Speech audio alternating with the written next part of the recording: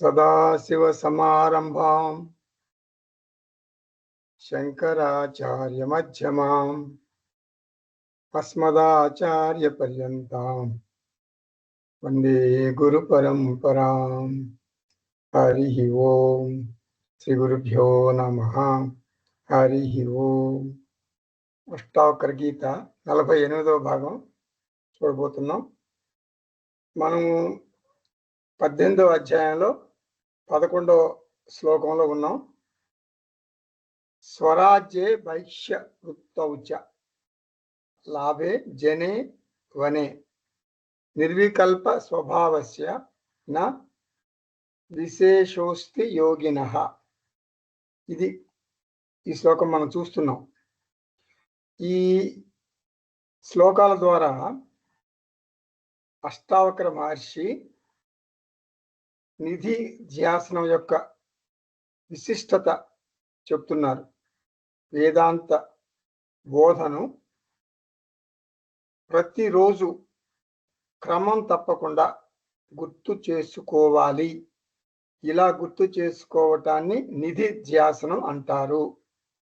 Emergency exit బస్సుల్లోనూ, ట్రైన్లోనూ, విమానాల్లోనూ ఉంటాయి కదా, ఆ ఎమర్జెన్సీ ఎగ్జిట్ను రోజు సర్వీస్ చేసుకోవటం ఎంత ఇంపార్టెంటో మనం ఆత్మ విద్యను, ఆత్మ జ్ఞానాన్ని ప్రతిరోజు క్రమం తప్పకుండా గుర్తు తెచ్చుకోవటం అంత ఇంపార్టెంట్.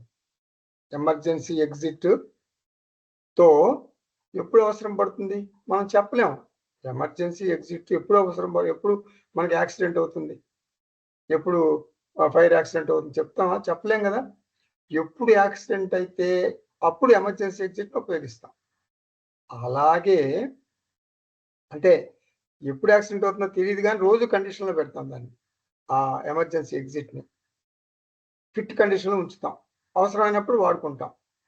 అలాగే మన జీవితంలో ఏ క్షణంలో విషమ సమస్యలు వస్తాయి, ఏ క్షణంలో మన కుటుంబ సభ్యుల్లో ఒకరు చనిపోతారు, మనకి ఆపదలు ఏ క్షణంలో వస్తాయి మనం చెప్పలేం, మనకు తెలియదు. ఎప్పుడు మనకి విషమ సమస్యలు ఎదురైతే అప్పుడు నిధిధ్యాసన జ్ఞానాన్ని మనం వాడుకోవాలి. అందుకని 5 వేదాంత రత్నాలను మనం దాచిపెట్టుకున్నాం. మొత్తం వేదాంతం అంతా కూడా, మొత్తం ఆత్మజ్ఞానం అంతా కూడా ఈ 5ట్లో పొదిగామన్నమాట. 5 వేదాంత రత్నాల్లో ఒకటి, నేను సర్వవ్యాపక చైతన్యాన్ని అని అనుకోగానే సరికాదు. మనం ఆ నాలెడ్జ్ని ఇంటర్నలైజ్ చేసుకోవాలి అంటే జీర్ణించుకోవాలి. నేను సర్వవ్యాపక చైతన్యాన్ని అంటే అమెరికాలో నేనే ఉన్నాను, ఈ 14 లోకాల్లో నేనే ఉన్నాను, అన్నింటా నేనే ఉన్నాను, నేను లేని చోటంటూ లేదు అని ఒక భావన చేయాలి. ఇప్పుడు నిజంగానే నీకు అమెరికాలో ఏం జరుగుతుందో తెలియదు, ఆస్ట్రేలియాలో ఏం జరుగుతుందో తెలియదు, నువ్వు సర్వవ్యాపక చైతన్యాన్ని అయితే మరి అక్కడ ఏం జరుగుతుందో తెలియాలి కదా. ఇలా పిచ్చి పిచ్చిగా ఆలోచించకూడదు, నువ్వు భావన చేయాలి మనసులో అంతే. నేను సర్వవ్యాపకమైన చైతన్యాన్ని అంటే నేను ఏకం, నేను నిత్యం, నేను సారం, నేనే సత్యం, ఇంకా మిగిలింది ఏదున్నా కూడా అది మిథ్య అనేటటువంటి ఆస్పెక్ట్లో ఉండాలన్నమాట. నువ్వు శాంతి, భద్రత, ఆనందం నా నుంచే వస్తున్నాయి అంటే ఏంటి? నీలోంచి ఒక పెద్ద ఫ్లో లాగా, ఒక ఆరాలాగా బయటికి రావాలి. శాంతి, భద్రత, ఆనందం నా నుంచే వస్తున్నాయి అంటే మీనింగ్ ఏమిటంటే జీవితాంతం ఎప్పుడు కూడా ప్రతి క్షణం బయట ఎత్తుక్కుంటావు. నా పిల్లలు వస్తే నాకు ఆనందం అంటాం. కొంతమంది నా పిల్లలు వెళితే నాకు ఆనందం అంటారు. పిల్లలకు సెలవులు ఇస్తే బోరు, పిల్లలకు మళ్ళీ స్కూల్ వస్తే ఆనందం అంటారు.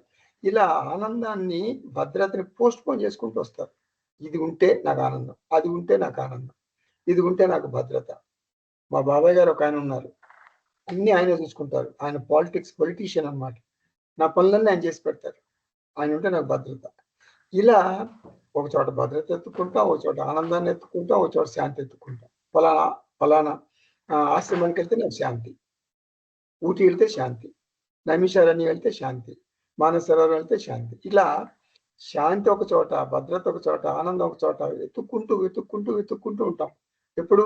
జీవితాంతం కాదు, నాలోనే ఉన్నాయి శాంతి, భద్రత ఆనందానికి అడ్రస్ ఎవరు? నేనే. కేవలం నా ఉనికి వల్ల ఈ శరీరానికి, ఈ జడ శరీరానికి, ఈ భౌతిక శరీరానికి మనకి దాన్ని ఏమంటారు, జీవం ఏర్పడి అది ఈ జగత్తులో మనకి వ్యవహారం నడపగలుగుతుంది. అది మూడు క్యాప్సూల్స్ చెప్పుకున్నప్పుడు మనం. తర్వాత నాలుగోది ఏంటంటే, ఇంతవరకు మనకు వస్తే నాలుగోది ఏంటి, ఈ జగత్తంతా జడం కదా, ఇది జడమే కదా. సో ఈ జడ శరీరంలో కానీ, ఈ జడ జగత్తులో కానీ ఏం జరిగినా, ఏ సంఘటన జరిగినా నన్ను చెలింపు చేయలేదు. ఇంకోటి, ఇది చాలా ఇంపార్టెంట్ అనమాట. 5వ క్యాప్సూల్ అంటే 5వ వేదాంత రత్నం. నా స్వరూపాన్ని, నా స్వస్వరూపాన్ని, నా అసలు స్వరూపాన్ని నేను మర్చిపోయి నా జీవితాన్ని భారంగా చేసుకుంటున్నాను, బాధలమయం చేసుకుంటున్నాను, దుఃఖాలయం చేసుకుంటున్నాను. నా అసలు స్వరూపం మర్చిపోయి నా జీవితాన్ని ఛిద్రంగా చేసుకుంటున్నాను. నా అసలు స్వరూపం గుర్తు తెచ్చుకుని నా స్వరూప నిష్టలో ఉండి జీవితాన్ని ఒక ఆటగా మలుచుకుంటాను. నా స్వరూప నిష్టలో ఉండి జీవితాన్ని ఒక ఆటగా మలుచుకుంటాను. ఈ 5 కూడా మనం ఇంప్లిమెంట్ చేసుకోవాలి. ఆట, నా జీవితం ఒక ఆట, ఒక వినోదం అంటే చాలా మందికి అర్థం కాదు. అదేంటి సార్, ఇప్పుడు నా పిల్లలు నన్ను షటప్, నీకేం తెలియదు డాడీ, నోరు మూసుకో అంటే నేను శాంతిగా ఎలా ఉండగలను సార్? ఇలా ప్రాబ్లమ్స్ వస్తాయి కదా, నేను శాంతిగా ఎలా ఉండాలి? నాకు బిజినెస్లో ఒకసారి 20 లక్షల నష్టం వచ్చింది, ఎలా శాంతిగా ఉండాలి? ఆ షేర్ మార్కెట్లో మొత్తం పోయింది, ఉన్నదంతా పోయింది. లేకపోతే ఒకసారి చక్రవర్తి బిచ్చగాడు అయిపోయాడు, ఎలా శాంతిగా ఉండాలి? రాముడు ఆ రాత్రి ఓకే అన్నారు, చక్రవర్తి అన్నారు, తెల్లారితే అడవులకు పొమ్మన్నారు. రాముడు జీవితంలో ఈ 2 ఇన్సిడెంట్స్ చూడండి, ఒకసారి చక్రవర్తి, రెండోసారి దేశ బహిష్కరణ, అడవుల్లో పోవాలన్నారు. ఎలా శాంతిగా ఉండాలండి? ఇలాంటి సంఘటనలు జరిగినప్పుడు నేను శాంతిగా ఎలా ఉంటాను అని అడిగితే దానికి టెక్నిక్ ఇదే. నా అసలు స్వరూపాన్ని నేను గుర్తుపెట్టుకుని జీవితాన్ని ఒక ఆటగా మలుచుకుంటాను. ఇది దానికి పాయింట్. అసలు స్వరూపం నేను చైతన్యానికి ఏమి బాధలు ఉండవు. చైతన్యం అడవికి లేదు ఉండదు, చైతన్యం చక్రవర్తి అయ్యేది ఉండదు. ఇది జీర్ణించుకుంటే మనకు బాధ ఉండదు. దీని గురించే మీరు మర్చిపోయి ఉంటారు, నేను పదే పదే చాలా చాలా ఫ్రీక్వెంట్గా ఒక మాట చెప్తుంటాను. ఆత్మబంధువులారా, మీరు 2 పోజులు కొట్టాల. పోజ్ 2 కొట్టాల. ఒకటి ఆత్మ పోజు, 2 అనాత్మ పోజు. ఈ 2 చాలాసార్లు మీకు చెప్పాను. ఆత్మ పోజు ఏమిటంటే, ఆత్మ అంటే నేను చైతన్య స్వరూపాన్ని. పోజు ఏమిటి? ఏ సంఘటన జరిగినా కూడా ఈ శరీరంలో కానీ, అదే ఈ దేహంలో కానీ, బయట కానీ ఏ సంఘటన జరిగినా నాకు సంబంధం లేదు, నేను చెల్లించను. ఇది కదా పోజు, POAS పోజు. మన స్వామీజీ పరమార్థానందజీ దీన్ని చెప్పారు చక్కగా. P అంటే any person in the world, O అంటే any object in the world, AS అంటే any situation in the world, P any person in the world, O any object in the world, AS any situation, ఏ సంఘటన అయినా సరే, ఏ పరిస్థితి అయినా సరే నాకు సంబంధం లేదు. నేను ఆత్మస్వరూపాన్ని, చైతన్య స్వరూపాన్ని, నేను సచ్చిదానందం, సత్యచిత్ ఆనందం. I don't care. ఇది ఆత్మ పోజు. రెండోది మీకు తరచుగా నేను చెప్పేది అనాత్మ పోజు. అనాత్మ పోజు ఏమిటి? POAS. అది కూడా అదేమిటంటే, నేను ఆత్మస్థితిలో ఉన్నాను, నేను స్వస్వరూప స్థితిలో ఉన్నాను, నేను ఆత్మను, చైతన్యాన్ని అని బద్ధకంగా మంచం మీద పడుకోమని కదా అర్థం. నీ బాధ్యత నువ్వు నిర్వహించాలి. నీ శరీరంలో ప్రాణం ఉన్నంత వరకు, నీ దేహంలో ప్రాణం ఉన్నంత వరకు నీ బాధ్యతలు నువ్వు నిర్వహించాలి, నీ జీవితం నువ్వు జీవించాలి. ఇది అనాత్మ పోజు అంటే అది. అంటే నువ్వు జీవించేటప్పుడు పిఓఏఎస్ ఏమిటంటే, పి అంటే ప్లానింగ్. పి అంటే ప్లానింగ్. పక్క ఏ పని చేసినా సరే ఒక ప్లానింగ్. ఒక బస్సు ఎక్కావు, కండక్టర్ టికెట్ కొట్టమంటే నీకు కొంచెం ఆత్మజ్ఞానం వచ్చింది సార్, నేను చైతన్య స్వరూపాన్ని, నిజామాబాదు నాదే, విజయవాడ నాదే, మరి వికారాబాదు నాదే, ఎక్కడికైనా ఇవ్వండి టికెట్, ఎక్కడికి ఇచ్చినా పర్వాలేదు, నేను చైతన్య స్వరూపాన్ని సార్ అంటారా? అనరు. మీరు పక్కగా చెప్పాలి, నేను విజయవాడ వెళ్తున్నాను, నాకు టికెట్ కొట్టంటే కండక్టర్ గారు అని చెప్పాలి. ఒక ప్లాన్ ఉండాలి మీకు. సో ఏ పని చేసినా కూడా పక్కా ప్లానింగ్తో మీరు చేస్తారు. ప్లాన్ లేకుండా చేయరు. ప్లాన్ లేకుండా పిచ్చివాడు చేస్తారు. కాబట్టి ఆత్మబంధువులారా, ప్లానింగ్ ఈజ్ ఇంపార్టెంట్. అన్నం తిన్నా కూడా ప్లానింగ్. అంత తినం, మనకి ఎంత తినాలో అంతే తింటాం, ఎలా తినాలో అలాగే తింటాం. అది ప్లానింగ్. ఏ పని చేసినా, పెద్ద పని కావచ్చు, చిన్న పని కావచ్చు, ప్లానింగ్ ఈజ్ ఏ మస్ట్ అన్నమాట. సో పి అంటే ప్లానింగ్. ఓ అంటే అబ్సెషన్. అబ్సెషన్ అంటే గొనుగుడు, సనుగుడు. ఇది అవుతుందో లేదో, ఈ పని పెట్టుకున్నాం, మరి వాళ్ళు ఇట్ట అన్నారు, వీళ్ళు ఇట్ట అన్నారు, కాబట్టి అవదనే ఉంది, అయినా కూడా ఒక ట్రైల్ వేసాను, ఒక రాయి వేసాను. ఇలా గొనుగుడు సనుగుడుతో నెగిటివ్గా ఆలోచించడాన్ని అబ్సెషన్ అంటారు. అబ్సెషన్ అంటే అనుమానం అన్నమాట, జరుగుతుందో. ఇది ఉండకూడదు. No obsession. సో ప్లానింగ్ అనేది మీ చేతిలో ఉంది. అది ఎలా జరుగుతుందో జరగదో నువ్వేం చేస్తావు? ఒక రైలు ఎక్కావు, అది యాక్సిడెంట్ అవుతుందా? సేఫ్కి వెళ్తావా? నీకు తెలియదు కదా. సేఫ్కి వెళ్దామని ఎక్కుతాం, మరి యాక్సిడెంట్లు ఎందుకు అవుతున్నాయి మధ్యలో? ఇప్పుడు మన ఫ్లైట్ ఎక్కారు, అందరూ హ్యాపీగా ఉన్నారు, పక్కన పడిపోయింది, చచ్చిపోయారు అందరూ, ఒకటి తప్ప. ఎవరికి తెలుసు? ట్రైన్ ఎక్కటం వరకే నీ వంతు, యాక్సిడెంట్ అయితే చేస్తాం, మాకేం తెలుసు? తెలియదు కదా. అందువల్ల నో అబ్సెషన్. ప్లానింగ్ నువ్వు చెయ్యి, అబ్సెషన్ నీకు వద్దు. అబ్సెషన్ అంటే అనుమానం అన్నమాట, సనుగుడు గొనుగుడు వద్దు. తర్వాత ఏ అంటే యాంగ్జైటీ. యాంగ్జైటీ అంటే ఇంచుమించు అబ్సెషనే. అంటే ఒక రకమైనటువంటి ఆదుర్ద. యాంగ్జైటీ అంటే బీపీలన్నీ ఇంతే, మన బీపీలన్నీ ఇంటికే వస్తాయి. ఏదన్నా సర్జరీ ఉందంటే వాడు బీపీలు చేయకూడదు. ఎందుకు? నాకు సర్జరీ, ఎవరికొని సర్జరీ అయితే ఓకే, నాకు సర్జరీ చేస్తున్నారు కదా, మరి ఎట్లా తట్టుకోగలనో లేదో. ఇప్పుడు నా ఫ్యామిలీలో నేనే కొంచెం తెలియగలవాడిని, మిగిలిన వాళ్ళంతా పిచ్చివాళ్ళు. మరి నేను పోతే సర్జరీ చేస్తే నేను చాలా మేజర్ సర్జరీ, నేను పోతే మరి వీళ్ళంతా ఏమైపోతారు? ఇలా ఏదేదో ఆలోచించి యాంగ్జైటీతో మనం బీపీ రేజ్ చేసుకుంటాం. సో కాబట్టి ప్లానింగ్ మనంతు, అబ్సెషన్ ఉండకూడదు, యాంగ్జైటీ ఉండకూడదు. ఇంకోటి పిఓఏ. తర్వాత ఎస్ అంటే స్ట్రెస్ అన్నమాట. స్ట్రెస్ అంటే ఒత్తిడి. స్ట్రెస్ ఫ్రీగా ఉండాలి. ఏం చేస్తావు? ఒత్తిడి పెట్టుకుని ఏం చేస్తావు? ఎందుకు అసలు ఒత్తిడి? ప్లానింగ్ వరకే కదా నీ వంతు, మిగిలినవన్నీ నీకు అనవసరం. అది జరిగితే సంతోషం, జరగకపోయినా సంతోషం. ప్లానింగ్ వరకే నీ వంతు. నైవేద్యం, ప్రసాదం. తెలుసు కదా మనకి శాస్త్రంలో ఏంటి? నైవేద్యం సమర్పిస్తాం దేవుడికి. అంటే ప్రతి పని నైవేద్యంగా సమర్పిస్తాం. అది తీసుకునేటప్పుడు ప్రసాద మనస్తత్వంతో తీసుకుంటాం. చక్కెర పొంగలి నీకు నైవేద్యంగా సమర్పిస్తాను, దాని పేరేంటి? చక్కెర పొంగలి. తీసుకునేటప్పుడు చక్కెర పొంగలి కాదు, అది ప్రసాదం. ప్రసాద మనస్తత్వంతో తీసుకుంటున్నాం. అలాగే పని చేసేటప్పుడు నైవేద్యం, తీసుకునేటప్పుడు ప్రసాద మనస్తత్వంతో దాన్ని యాక్సెప్ట్ చేయాలి. Accept and accomplish. సో ఇలా అనాత్మ పోజు. సో ఆత్మ పోజు, అనాత్మ పోజు రెండు ఉండాలి. అంటే నేను ఒక ఆటగా మలుచుకుంటాను అంటే బద్ధకంగా కూర్చుంటానని కాదు. ఇలా చేయమని ప్లానింగ్ చేస్తూ, అబ్సెషన్ లేకుండా, యాంగ్జైటీ లేకుండా, స్ట్రెస్ లేకుండా పని చేసుకోవాలి జీవితంలో. జ్ఞాని ఎప్పుడు అలాగే చేస్తాడు. స్వరాజ్యే వైశ్య వృత్తౌచ. ప్రారబ్ధ కర్మ ఫలితంగా అహంకారం ప్రవర్తిస్తుంది.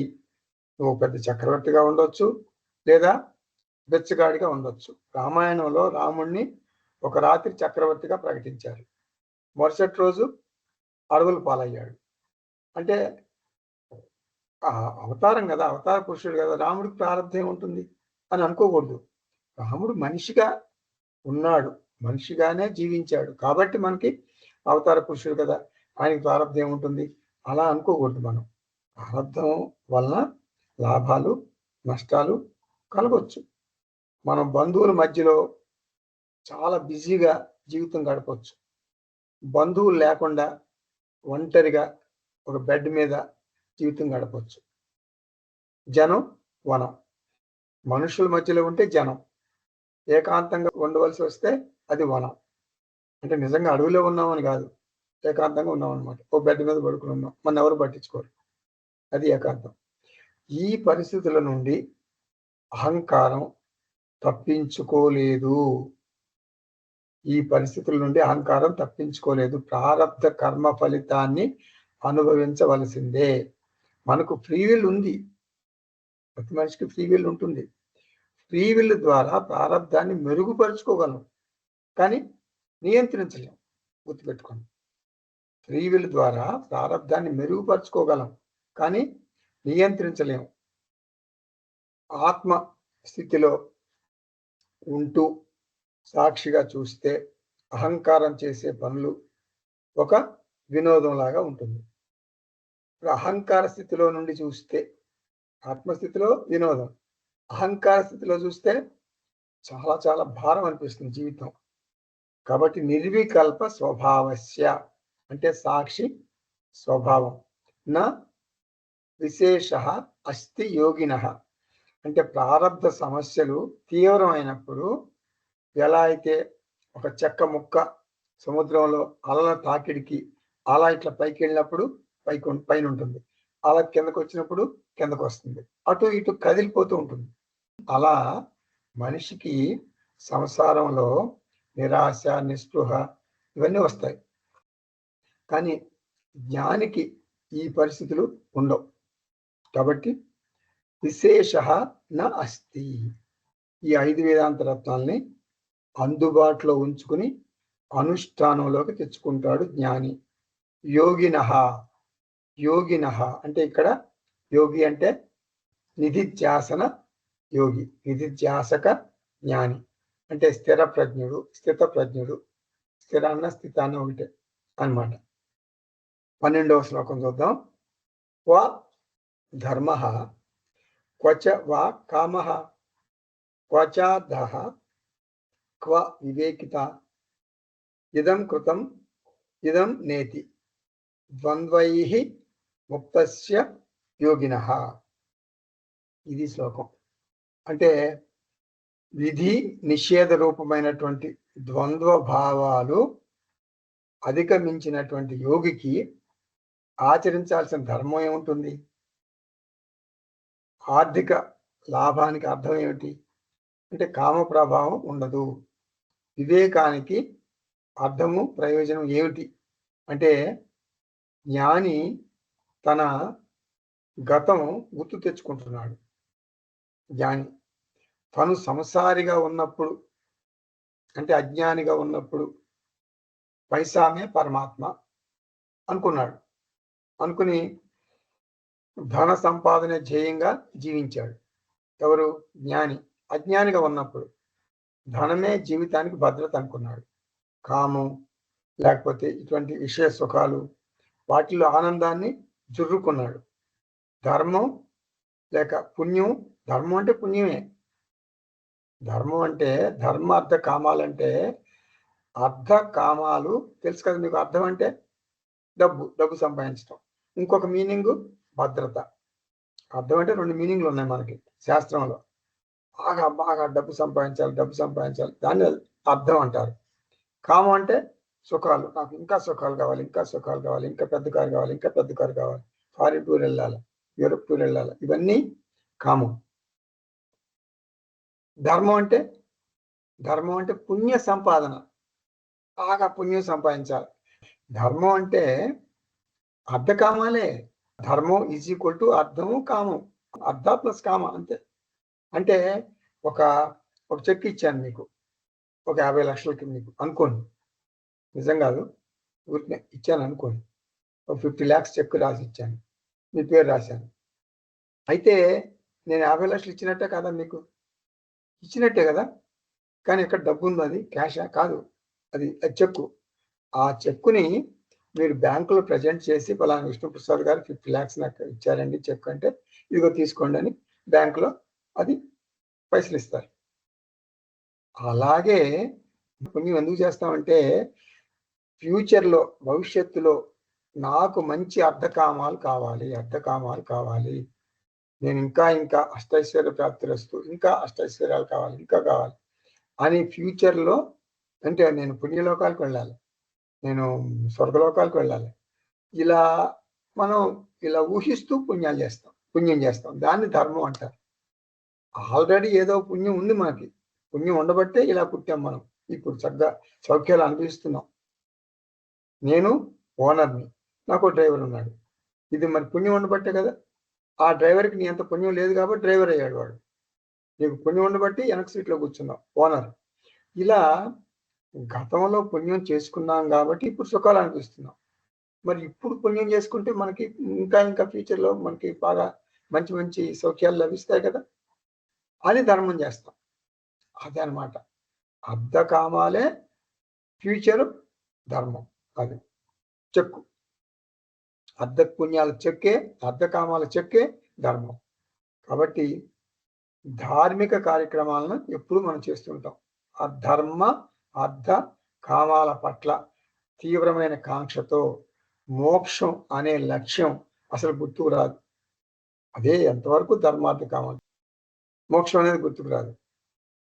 ఇప్పుడు వేదాంతం తర్వాత అంటే వేదాంత అధ్యయనం తర్వాత, శాస్త్ర అధ్యయనం తర్వాత ధర్మ అర్ధ కామాల లిమిటేషన్స్ నాకు తెలిసాయి. అంటే వాటి పరిధులు నాకు తెలిసాయి. ధర్మ అర్ధ కామములు మూడు కూడా ప్రతిబింబ ఆనందాన్ని మాత్రమే ఇస్తాయి, ప్రతిబింబ భద్రత మాత్రమే ఇస్తాయి.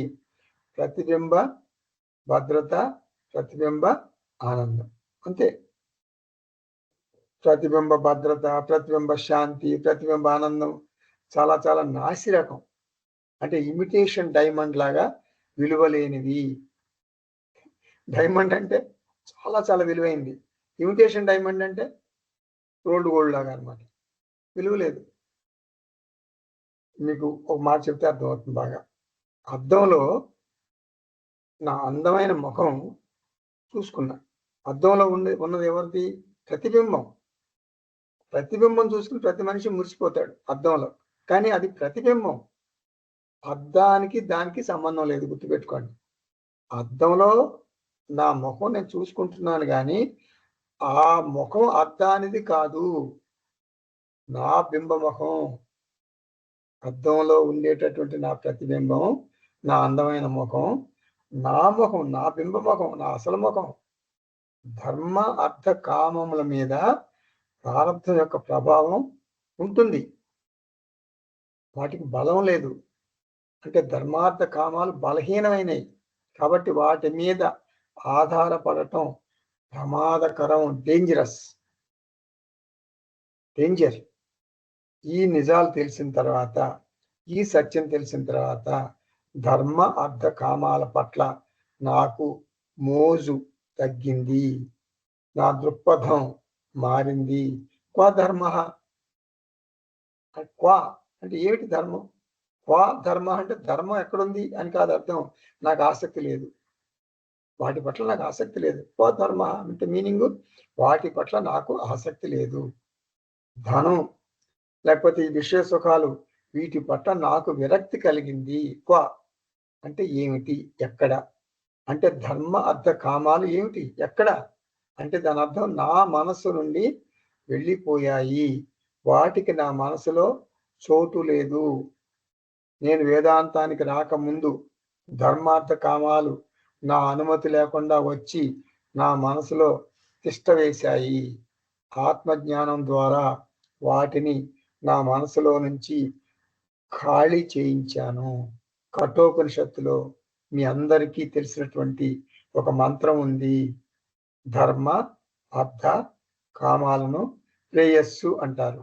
కఠోపనిషత్తులో మీకు తెలిసినటువంటి బాగా తెలిసిన మంత్రం, శ్రేయచ్చ ప్రేయచ్చ మనుష్యమేతః తౌ సంపరిచ్య వివినక్తి ధీరః శ్రేయోహి ధీరోవి ప్రేయసో వృణీతే ప్రేయో మందో యోగక్షేమాత్ వృణీతే.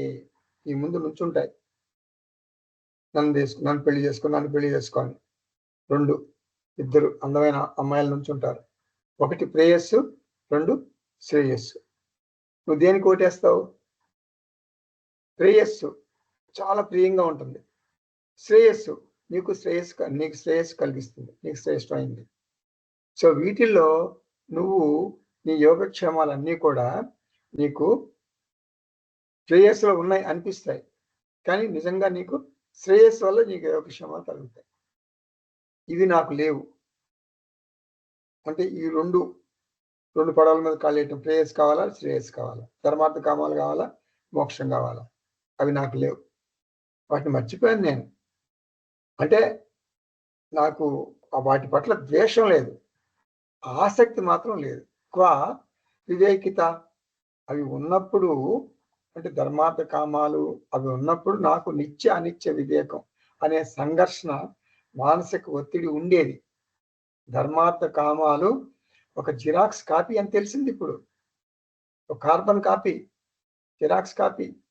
ధర్మార్థ కామాలు ఒరిజినల్ కాపీ నా దగ్గర భద్రంగా ఉంది. ఎన్ని జిరాక్స్ కాపీలైనా కూడా తీసుకోవచ్చు. అనిత్యమైనటువంటి ధర్మార్థ కామాలతో ఇంకా నాకు పనే ఉంది. అనిత్యమైనటువంటి ధర్మార్థ కామాలతో నాకు పనే ఉంది. 4వ పురుషార్థం అనేటువంటి మోక్షం పట్ల కూడా నాకు ఆసక్తి లేదు. వేదాంత అధ్యయనం చేసిన తర్వాత 5 వేదాంత రత్నాలను నేను జీర్ణించుకున్న తర్వాత మోక్షం పట్ల, ముక్తి పట్ల నాకు ఆసక్తి లేదు, తగ్గిపోయింది. ఎందుకు తగ్గిపోయింది? నా స్వభావం అది. ముక్తి మోక్షం అనేది అది నా స్వస్వరూపం, నా స్వభావం తెలిసిపోయింది. కాబట్టి నాకు చతుర్విధ పురుషార్థముల పట్ల వ్యామోహం లేదు. ఇక్కడ మీకు ఉదాహరణ ఒకటి చెప్తాను.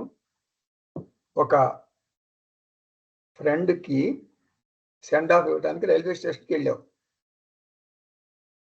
ఆ ఫ్రెండ్ వెళ్ళిపోయాడు. నువ్వు ప్లాట్ఫామ్ టికెట్ కొనుక్కుని రైల్వే స్టేషన్లో కూర్చున్నావు. ఫ్రెండ్ వెళ్ళిపోయాడు. అంటే నీకేం పని ఉంది రైల్వే స్టేషన్లో? ఏం పని లేదు, కానీ ప్లాట్ఫామ్ టికెట్ నీ జేబులో ఉంది. ఒక మూల కూర్చున్నావు చక్కగా, ఒక బెంచ్ మీద. ప్లాట్ఫామ్ మీద ఏం జరుగుతుందో తమాషాగా చూస్తున్నావు.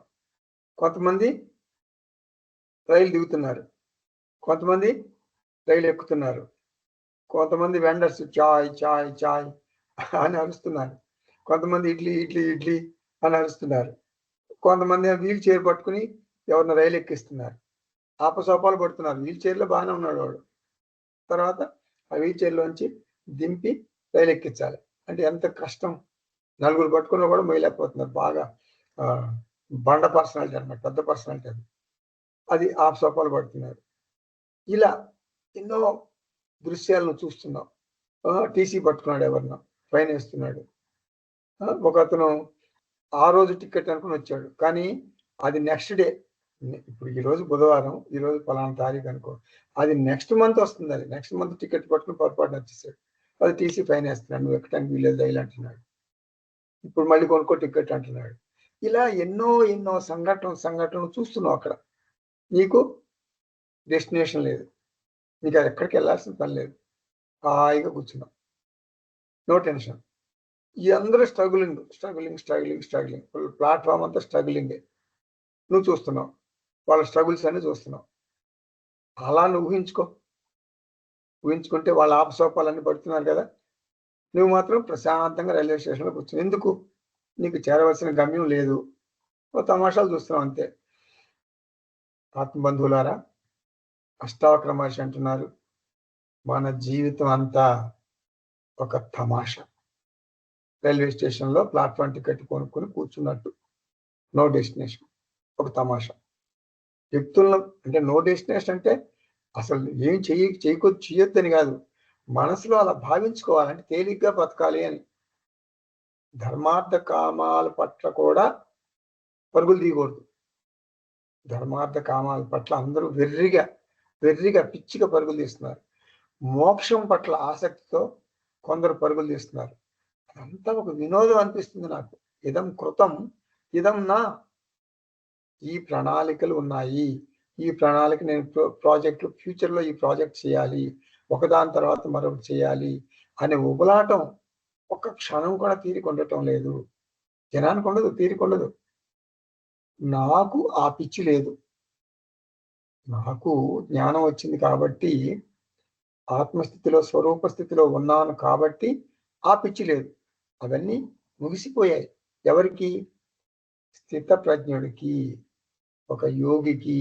ద్వంద్వై ముక్తస్య, ద్వంద్వాలు, ఇది చెయ్యాలి, ఇది ముగించాను, ఇది నెక్స్ట్ ఇయర్ చేయాలి, ఇట్లా ప్రాజెక్టులు ఇవన్నీ నాకు లేవు.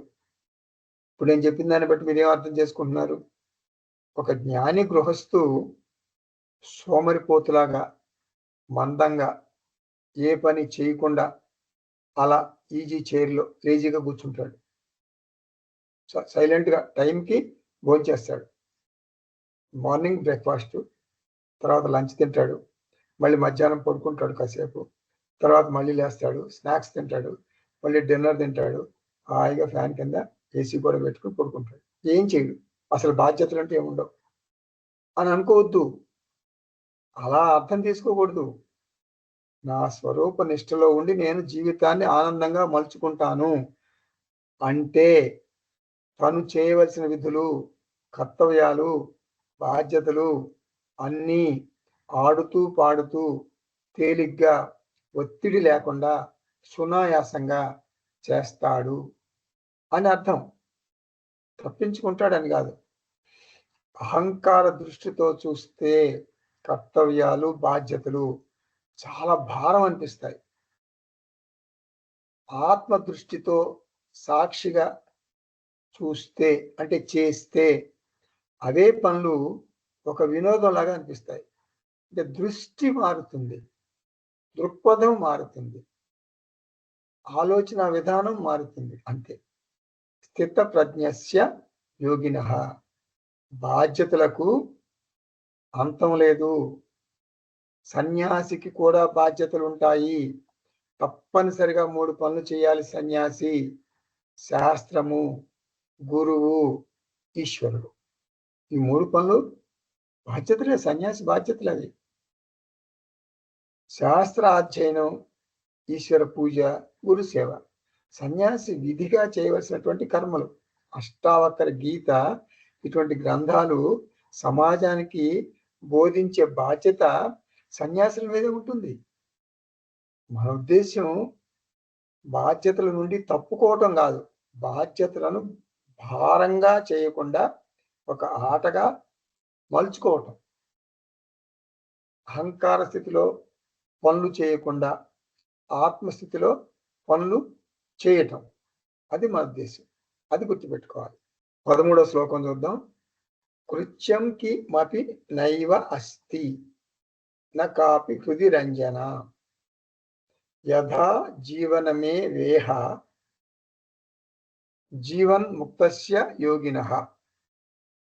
అంటే జీవన్ముక్తుడు అయినటువంటి జ్ఞానికి ఆచరించవలసినటువంటి ధర్మం ఏమీ లేదు. దేనిపైన అతనికి ప్రత్యేకమైన ఇష్టం ఉండదు. అతని ప్రారంధాన్ని అనుసరించి అతనికి సర్వకర్మలు వ్యక్తమవుతూ ఉంటాయి. కృత్యం కిమపి న ఏవ అస్తి. 2 విషయాలు మీరు ఎప్పుడు మర్చిపోకూడదు. ఏంటి 2 విషయాలు? అహంకారానికి బాధ్యతలు ఎప్పుడు ఉంటాయి. అహంకారానికి బాధ్యతలు లేని కాలం అంటూ ఉండదు. అహంకారం అంటే కార్యకరణ సంఘాతం, అంటే దేహం, మనసు, ఇంద్రియాలు, మరి చిదాభాస అన్ని కలిపి అహంకారం అంటాం. సో అహంకారానికి బాధ్యతలు లేని కాలం అంటూ ఉండదు. ఆత్మకు బాధ్యతలు అసలే ఉండవు. ఆత్మకు బాధ్యతలు ఎప్పుడూ ఉండవు. అహంకారానికి బాధ్యతలు లేకుండా ఉండవు. ఈ 2 గుర్తుపెట్టుకోవాలి. ఇప్పుడు సన్యాసికి కూడా బాధ్యతలు ఉంటాయి, కాకపోతే కుటుంబ బాధ్యతలు ఉండవు, భార్య పిల్లలు ఉండరు అంతే. కానీ వేరే బాధ్యతలు ఉంటాయి, వేరే కర్మలు ఉంటాయి. ఏం కర్మ అది? ప్రపంచమే నా కుటుంబం అని అంటాడు సన్యాసి. సన్యాసి ప్రపంచం. మనకిద్దరు భార్య పిల్లలు, ఇదే కుటుంబం మనకి. కానీ సన్యాసికి లోకం అంతా కుటుంబమే. లోకా సమస్త సుఖినో భవంతు. సన్యాసి ఆలోచన విధానం అలాగే ఉంటుంది. సన్యాసి భౌతికంగా పనులు చేసినట్లు కనిపించడు మనకి, కానీ మానసికంగా అంటాడు లోకా సమస్త సుఖినో భవంతు, సర్వే జన సుఖినో భవంతు. సర్వాత్మ భావంతో ఉంటాడు సన్యాసి. సర్వే భవంతు సుఖినః, సర్వే సంతు నిరామయ, సర్వే భద్రాని పశ్యంతు, మా కచ్చిత్ దుఃఖ భాగ్ భవేత్. అందరూ సుఖంగా ఉండాలి, అందరూ ఆరోగ్యంగా ఉండాలి, అందరూ బాగుండాలి. జ్ఞాని గురువు, ఒక గురువు ఉన్నాడు అనుకోండి మనకి, పరమార్థానంద గారి లాగా ఒక గురువు ఉంటాడు. అతను మన శిష్యుల్ని కంటికి రెప్పలా చూసుకుంటాడు. ఎందుకంటే వారు తన ఫోళ్ళలో ఉన్నారు, తన శరణాగతిలో ఉన్నారు. కాబట్టి ఆత్మబంధువులారా, అహంకారానికి బాధ్యతలు ఎప్పుడూ ఉంటాయి, ఆత్మకు ఎప్పుడూ బాధ్యతలు ఉండవు. Ahankara is never free from duty. Atma is ever free from duty. ఒకవేళ జ్ఞాని నాకు చేయవలసిన పనులు ఏమి లేవు అని అంటే ఆత్మ దృష్టితో అన్నాడు అని అర్థం చేసుకోవాలి. జ్ఞానికి ఈ విషయం స్పష్టంగా తెలుసు. అందుకే జ్ఞాని అహంకార వేషం వేసుకుని సమాజ సేవ చేస్తాడు. ప్రారంధం ఉన్నంత వరకు జ్ఞాని జగత్తులోనే తన కార్యకలాపాలు సాగిస్తాడు. ఇప్పుడు మనం ఇంట్లో నుండి డ్రెస్సు చేసుకుని బయటకు వస్తాం, మంచి డ్రెస్ వేసుకుని వస్తాం ఇంట్లో నుండి. అలాగే జ్ఞాని అహంకారం అనే డ్రెస్ వేసుకుని లోకసేవ చేస్తాడు. అందుకని జ్ఞానికి తన వ్యవహారం భారం అనిపించదు. ఒక యాక్టర్, ఒక సినిమా యాక్టర్, లేకపోతే ఒక యాక్టర్ అనుకోండి, నాటకంలో ఒక వేషం వేస్తాడు, సినిమాలో ఒక వేషం వేస్తాడు. ఆ వేషం ఆ యాక్టర్కి భారం అనిపిస్తుందా? అనిపించదు. ఇంకా విచిత్రం ఏంటంటే కొంతమంది రాముడి వేషం, రావణాసురుడి వేషం రెండు ఒకటే వేస్తాడు, ఒకే యాక్టర్. రాముడి వేషం, రావణాసురుడి వేషం. రాముడి వేషం వేసినప్పుడు చిరునవ్వులు నవ్వుతాడు, రావణాసురుడి వేషం వేసినప్పుడు ఆహా అని పెద్దగా మాయల పక్కిలాగా నవ్వుతాడు. ఒకే యాక్టర్. ఆ వేషం ఆ యాక్టర్కి ఏమీ బాధ అనిపించదు. అహంకారం అనేది వేషం, సాక్షి అంటే తన స్వభావం అన్నమాట. ఇది జ్ఞాని పరిస్థితి. అహంకార కంచుకం, అహంకార కంచుకం అంటారు సురేశ్వరాచార్య. కంచుకం అంటే కోటు, అంటే జ్ఞాని అహంకారమైన కోటు వేసుకున్నాడు అనమాట. మనం కూడా ఏం చేస్తాం, మీ అందరికీ తెలుసు కదా, అహంకారాన్ని పక్కన పెట్టి నిద్రపోతాం. మనం అహంకారాన్ని పక్కన పెట్టి నిద్రపోతాం. అందుకే నిద్రలో మనకి మరి పాత్ర పోషణ ఉండదు. నిద్రలో నేను తండ్రి కాదు, నేను తల్లి కాదు, నేను భార్య కాదు, నేను భర్త కాదు, నిద్రలో పక్కన పెడతాం. బృహదారణ్యక ఉపనిషత్తు ఓ మాట చెబుతుంది, తత్ర పిత అపిత భవతి, మాత అమాత, దేవ అదేవ, వేద అవేద, తేనం అస్తే నహ భవతి. నిద్రలో అహంకారాన్ని పక్కన పెడతాను. కాకపోతే మనం ఏం చేస్తాం, నిద్ర లేవగానే మరలా తిరిగి అహంకారాన్ని తగిలించుకుంటా. నిద్రలో పక్కన పెట్టి మెలకు రాగానే మళ్ళీ తగిలించుకుంటా అహంకారాన్ని.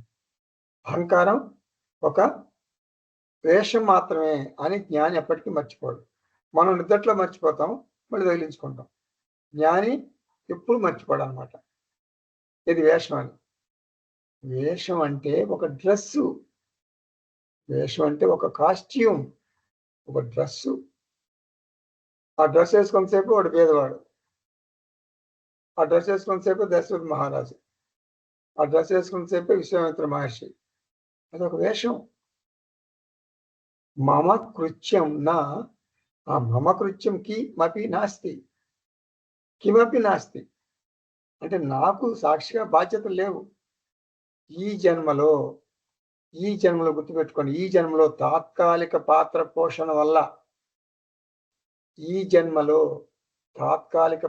పోషణ వల్ల ప్రారబ్ధవశాత్తు కొన్ని బాధ్యతలు నేను చేయాల్సి ఉంది.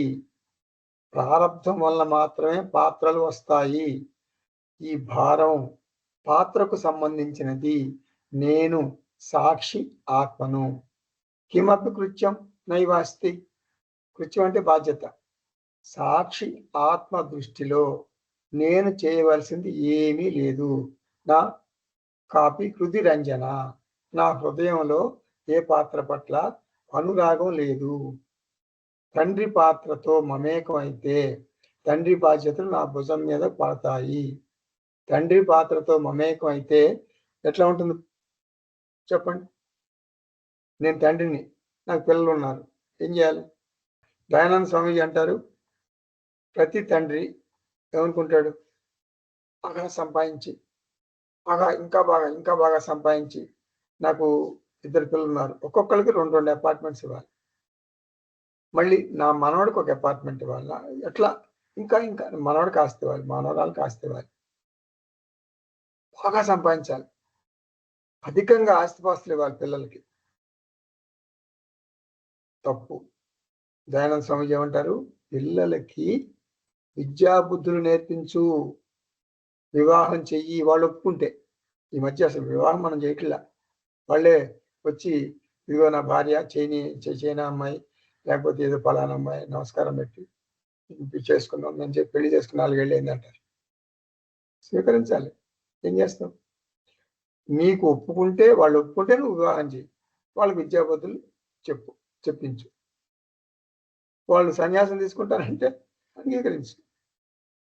ఇప్పుడు లెక్చరర్లుగా ఉన్న వాళ్ళకి తెలుస్తుంది, వాళ్ళ శిష్యులు కొంతమంది మెడిసిన్కి వెళ్తారు, కొంతమంది ఇంజనీరింగ్లో అవుతారు, కొంతమంది చార్టెడ్ అకౌంటెంట్ అవుతారు, కొంతమంది సన్యాసులు కూడా అవుతారు. యాక్సెప్ట్ చేయి. నీ కొడుకు నేను సన్యాసి అవుతాను నాన్నగారు అంటే సంతోషం అన్న బాబు, చాలా చాలా సంతోషం. ఇప్పుడు దయానంద స్వామీజీ, పరమార్థానంద స్వామీజీ, మరి వాళ్ళ చిన్మయానంద, వీళ్ళంతా కూడా వాళ్ళ పేరెంట్స్ ఒప్పుకుంటేనే కదా అయ్యారు. పేరెంట్స్ ఒప్పుకుంటేనే కదా. అంతేగాని వారి పట్ల మరి మమకారం పెంచుకుంటే వారి భవిష్యత్తు గురించి బెంగ నిన్ను కృంగతీస్తుంది. పిల్లలకు మనుమడు మనుమురాలు పుట్టిన తర్వాత కూడా ఇంకా మనం పిల్లల పట్ల రాగం పెంచుకుంటాం, బాగా బంకలాగా పట్టుకుంటాం వాళ్ళని. వారికి మనం ఈ భూమి మీద జీవించి ఉన్నామని గుర్తుండదు అసలు వాళ్ళకి. వాళ్ళు మనం గుర్తుపట్టరు. నా పేరేంటని అడగండి మీ మనవాడిని, హే అంటాడు. మనవాడికే గుర్తుండదు, ఇంకా ముని మనవాడికి ఏం గుర్తుంటుంది? గుర్తుండదు. అయినా మనం నా పిల్లలు అమెరికా, ఆస్ట్రేలియా అంటూ మాది 4 తరాలండి, మాకు 4 తరాలు అంటూ కుటుంబ చరిత్రను నలుగురికి వినిపించి మురిసిపోతాం. ఇది మన నైజం. కుటుంబం అనేది తాత్కాలికంగా ఏర్పాటు చేసుకున్న ఒక వ్యవస్థ. గుర్తుపెట్టుకోండి, కుటుంబం అనేది తాత్కాలికంగా ఈ జన్మలో మనం ఏర్పాటు చేసుకున్నటువంటి ఒక వ్యవస్థ. ఈ జన్మలో కేవలం చిత్తశుద్ధిని పొందటానికి మాత్రమే మనం కుటుంబ జీవితాన్ని ఉపయోగించుకోవాలి. కుటుంబం అనే పంజరంలో మనల్ని మనం బంధించుకోకూడదు. ఏ పాత్ర అయినా కూడా భార్య, భర్త, పిల్లలు, మనుమలు అందరూ ఒక తాత్కాలికమైన సెటప్. చిత్తశుద్ధిని పొందటం ముఖ్యం. అందుకే శ్రీకృష్ణ పరమాత్మ అంటారు, కర్మయోగిగా ఉన్నప్పుడు కూడా కుటుంబ సభ్యుడిగా కుటుంబ క్షేమం కోసం ప్రార్థన చేయకు. అంటే నిష్కామ కర్మలు చేయమని. అహం మమ ప్రార్థనలు వదిలేయాలి.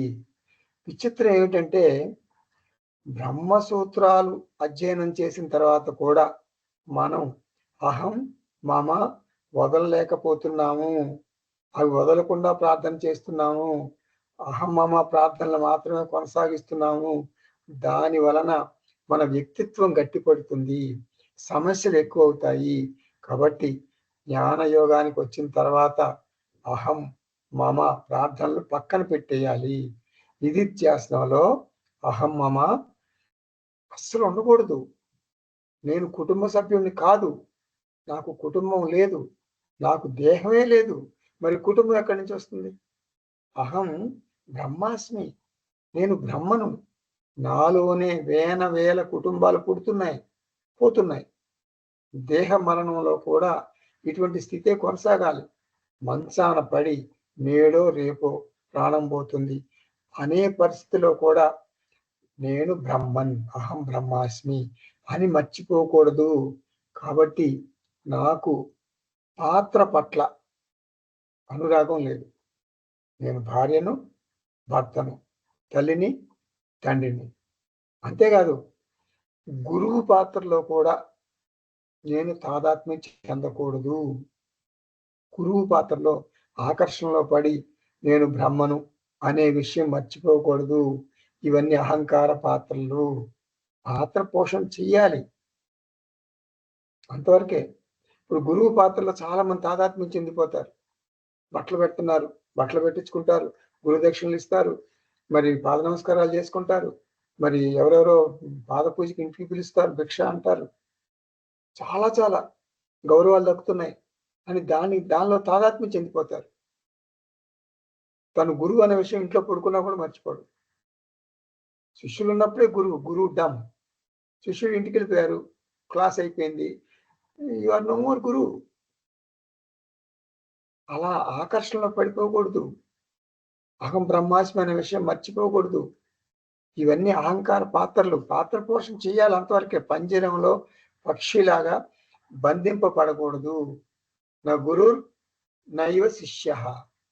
గురువు పాత్ర కూడా వినోదం, గౌరవం దక్కుతుంది. చాలా మంది నమస్కారాలు, గురువు డమ్లో చిక్కుకోకూడదు. నమస్కారాలు చేస్తారు, అందరూ పాద నమస్కారాలు చేసుకుంటారు. గురువు పాత్ర పోషించాలి, అంతవరకే. రంజన అంటే రాగం వద్దు. కాపీ అంటే ఎటువంటి పాత్ర అయినా కూడా నీకు రాగం వద్దు.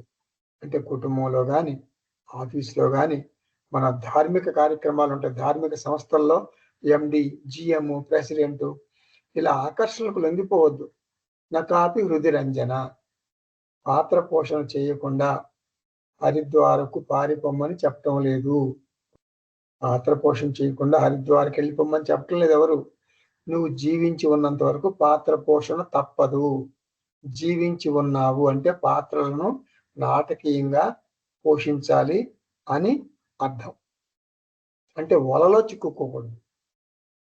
ఎలా తెలుస్తుంది?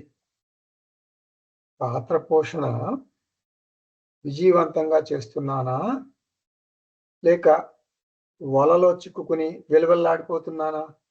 ఎలా తెలుస్తుంది? సంసారం, సమస్యలు చుట్టుముట్టి నీకు మనశ్శాంతి లేకుండా చేస్తాయి. అదే గుర్తు. భయం, ఆందోళన, ఆవేదన, ఒత్తిడి, కల్లోలమైనటువంటి మనస్సు, ఇవే ఈ బాధలే నీవు ఊబిలో చిక్కుకుని బయటకు రాలేకపోతున్నావు అనటానికి గుర్తు. ఇది చెరగని ముద్రలు. శారీరక రుగ్మత ఉంటే శరీరం బాధపడుతుంది. అలా బాధపడుతుంది కాబట్టి నువ్వు డాక్టర్ దగ్గరికి వెళ్తావు, ఏదో మందు పుచ్చుకుంటావు, మెడిసిన్ పుచ్చుకుంటావు, ఔషధం, అంటే ఆ వ్యాధి నుంచి బయటపడతావు.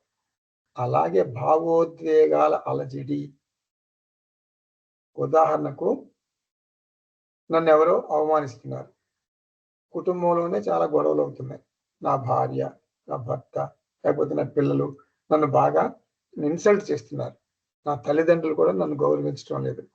ఇటువంటి భావోద్వేగాల పరంపర ఉన్నప్పుడు వేదాంతం గుర్తుకు రావాలి.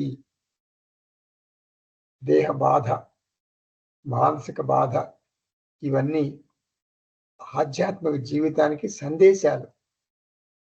ఆత్మస్థితికి వెళ్ళు, సాక్షి స్థితికి వెళ్ళు అని మనల్ని హెచ్చరిస్తున్నాయి. 5 వేదాంత రత్నాలు గుర్తుకు తెచ్చుకో. అదే హెచ్చరిక. ఏ భయం అయినా సరే, ఏ ఒత్తిడైనా సరే, ఏ ఆందోళన అయినా సరే, అంటే ఎలాంటి భయం అయినా సరే, ఎలాంటి ఒత్తిడి అయినా సరే, ఎలాంటి ఆందోళన అయినా సరే, ఎలాంటి విషాదం జరిగినా కూడా, ఎటువంటి విషమ సమస్యలు ఎదురైనా కూడా, జీవిత ఒడిదుడుకులు ఎట్లా ఉన్నా కూడా ఈ 5 వేదాంత రత్నాలు పరిష్కరిస్తాయి. జ్ఞాని ఏం చేస్తాడు? జీవన్ముక్తస్య యోగినః, జీవన్ముక్తుడైన జ్ఞానికి పాత్ర పోషణతో సంబంధం లేదు. బ్రహ్మచారి, గృహస్థు, సన్యాసి, ఏ వర్ణమైనా సరే భావన ముఖ్యం. యథా జీవనం ఏవ ఇహ, అంటే ప్రారబ్ధవశాత్తు సంక్రమించినటువంటి జీవితాన్ని యథావిధిగా వివాదరహితంగా అనుభవించు. రేపు జీవితం ఎలా ఉండబోతుంది నాకు తెలియదు. వచ్చే సంవత్సరం ఎలా ఉంటుంది జీవితం నాకు తెలియదు. వచ్చే 10 సంవత్సరాల్లో ఏం జరుగుతుంది నాకు తెలియదు. ఇది రహస్యం, నాకు తెలియదు. తెలియని జీవితాన్ని, తెలియని భవిష్యత్తు జీవితాన్ని ప్రతికూలంగా భావించి బాధపడతాడు సంసారి, అంటే అజ్ఞాని. తను భవిష్యత్తు నియంత్రించలేడు కదా. భవిష్యత్తు మిథ్య, అంటే ఊహించలేనిది, నియంత్రించలేనిది.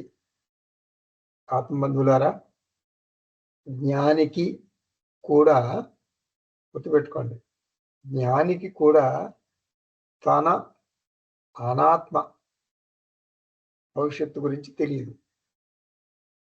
అంటే మనకి అజ్ఞానికి జీవితం ఉంటుంది, జ్ఞానికి కూడా జీవితం ఉంటుంది. తన జీవితం యొక్క భవిష్యత్తు జ్ఞానికి తెలియదు, అజ్ఞానికి తెలియదు. జ్ఞానికి తెలుసు అనుకోవద్దు మీరు. జ్ఞాని తన యొక్క భవిష్యత్తు జీవితం జ్ఞానికి కూడా తెలియదు. చాలా మంది ఏమనుకుంటారంటే ఆయనకి అన్ని విషయాలు తెలుసండి అనుకుంటారు. ఆయనకి ఎన్ని సంవత్సరాలు జీవిస్తాడో తెలుసు జ్ఞానికి. తనకి దేహ రుగ్మతలు ఎప్పుడెప్పుడు ఏమేమి వస్తాయో తెలుసు. తన కుటుంబంలో ఏమేమి విషాదాలు చోటు చేసుకుంటాయో తెలుసు అని అనుకుంటారు. ఇది పొరపాటు. అజ్ఞాని లాగానే జ్ఞానికి కూడా భవిష్యత్తు గురించి ఏమీ తెలియదు. జ్ఞానికి జగత్తు మిథ్య అని తెలుసు, అంతే. జగత్తు అంటే తన దేహం మనస్సుతో సహా కలుపుతాడు జ్ఞాని. అంతా దృశ్య ప్రపంచమే. భవిష్యత్తు గురించి జ్ఞానికి అజ్ఞానికి ఇద్దరికీ తెలియదు. ఇది సారాంశం, నేను చెప్పే సారాంశం. భవిష్యత్తు గురించి జ్ఞానికి అజ్ఞానికి ఇద్దరికి తెలియదు.